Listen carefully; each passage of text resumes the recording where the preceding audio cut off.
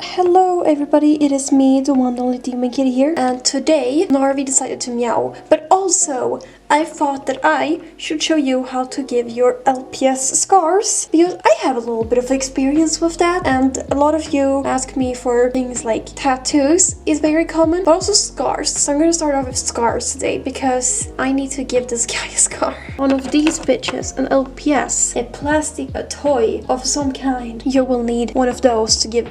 You need an LPS to give an LPS scars.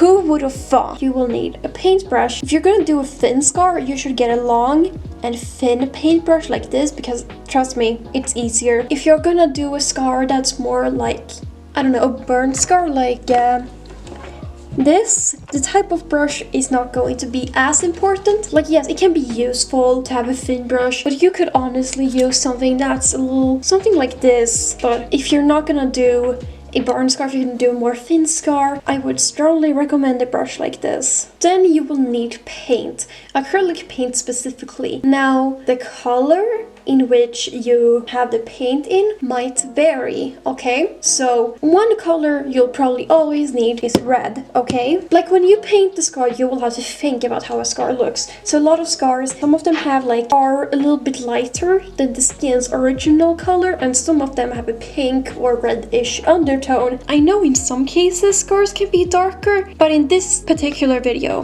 we're gonna go for a more lighter approach because the LPS in question. So for that reason, you're going to need both white and red. You will also need another color, but that depends a little bit on the LPS, because it kind of has to match the LPS's plastic color. And since we're painting a black LPS, we're gonna need the colors red, black, and white. You might need water later, but not for the reason you might think. And you might also need a towel. And you might need a Q-tip, though it might not be necessary. It depends on the process, but if you do something wrong, a Q-tip can be useful. And it's easy to mess up, especially thin scars. You will also need some type of gloss. It can be Mod Podge, it can be nail polish gloss, any type of gloss. You just have to make the scar look a little bit more shiny. It shouldn't be too shiny. It can be useful to have it there so that either the scar gets protected and doesn't chip, like the paint that is a scar doesn't chip as easily, because scars don't disappear, they fade, but they never go away. And also because, once again, we have to think about the scar and what it looks like. And scars will usually be not necessarily shiny, but a little bit shinier than the skin. Or sometimes they might actually not be shinier, which if that's the case, you have to use a matte kind of gloss. But for the scar we're doing here, it's gonna be a little more shiny. We'll also need something to mix the paint on. This is what I'll mix the paint on. So first and foremost, we're gonna mix the paint. So we're gonna put an LPS. So we're gonna take the color that we need. And since this LPS is a black LPS, mostly black paint. But since black is a very strong color, like if you mix a little bit of black, it will have a larger impact. For that reason, we're not gonna take that much black, but there's a little bit here that we can mix it with.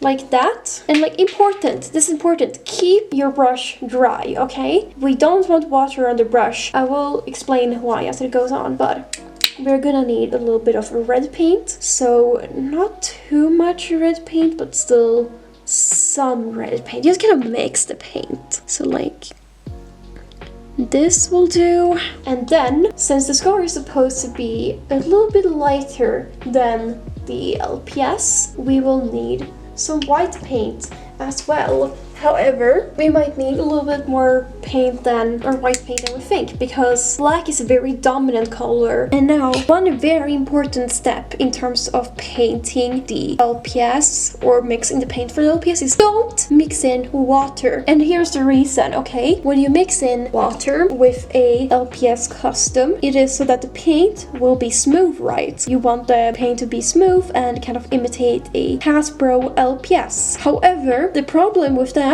in this case is that we're not going for smoothness. What we want is something uneven, a little bit like messy, because that's how scars are. They kind of stand out of the skin a little bit. They kind of poke out from the skin. So we don't want smooth paint that blends into the LPS's plastic. We want the paint to kind of stand out, to resemble the texture of a scar. So it's very important to not mix any water. And if you get water on your brush, dry it with something like a towel or toilet paper. I don't freaking know, anything. Now that we got that out of the way, we're gonna start painting the LPS. So if I remember correctly,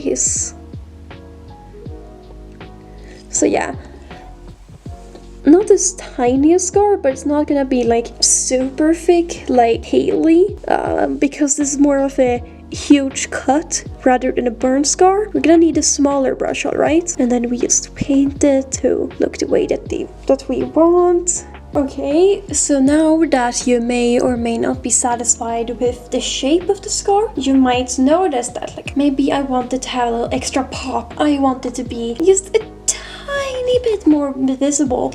Something you can do, something I actually recommend to create that sort of unevenness we're going for, is to add either a tiny squash of white paint or a tiny little bit more red, just to kind of give that uneven color, that uneven texture that we're going for. So I'm gonna do that, just an extremely small bit of white, and then kind of mix it on the scar. So like I'm doing here. This is very difficult to do on camera though, I must say. And if you feel that like, oh, I put a little bit too much white, take some more of your other color or red or anything, and then cover some of it like this. If you accidentally get something wrong, like paint a trail maybe there that you don't like, and you're like, oh, I want that to disappear, what you're gonna do is you're gonna take a Q-tip, dip it into some water, and then very carefully put it near the scar and just get rid of it that way. And then you can also, this is a good thing to do, dry it up with the other side of the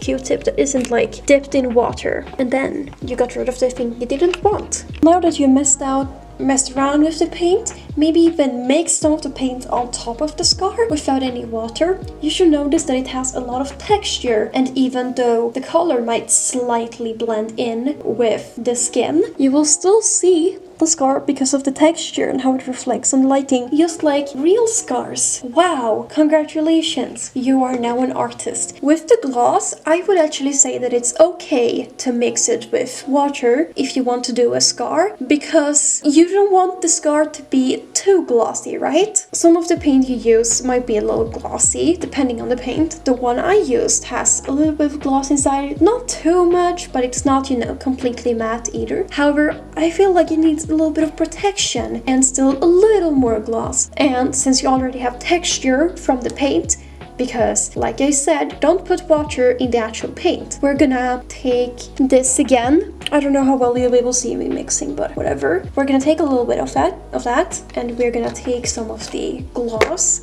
just a little bit, put it on the mixing thing that I use, like that, and then just a tiny bit of water, because we still want some of the gloss to be visible after we painted this, but we don't want too much gloss. So now that we have mixed it decently, what we are going to do is take our LPS, take our victim that has the scar for whatever reason, and we are going to paint it. And it doesn't have to be perfect, because scars are uneven and imperfect. That's the charm, that's the beauty of them.